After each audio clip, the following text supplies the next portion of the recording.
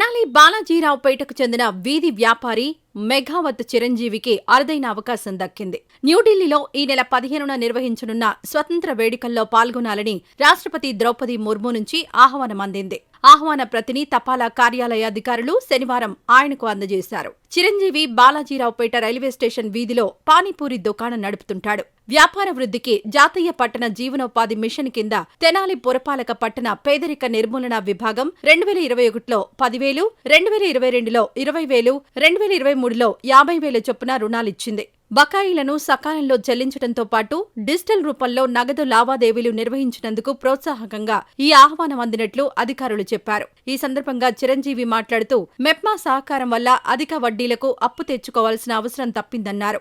అరుదైన ఆహ్వానం తెనాలి వాసిగా తనకు రావడం ఆనందంగా ఉందని చెప్పారు. తెనాలి బాలాజీరావుపేటలో చిన్న పానీపూరి బండి నడుపుకుంటా ఉంటాను. నా పేరు మెఘావత్ చిరంజీవి.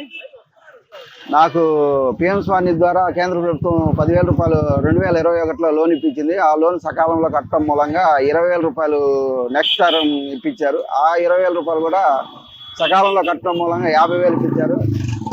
ఇవన్నీ డిజిటల్ పేమెంట్లో ఎక్కువగా చేయటం మూలంగా నాకు కేంద్ర ప్రభుత్వం నుంచి ద్రౌపది ముర్ము గారు ఇన్విటేషన్ కార్డు పంపించారు. 78వ స్వతంత్ర దినోత్సవానికి పాల్గొనమని. నన్ను స్టేట్ వైడ్లో ఒక్కడిగా ఎంపిక చేసినందుకు నాకు చాలా సంతోషకరంగా ఉంది.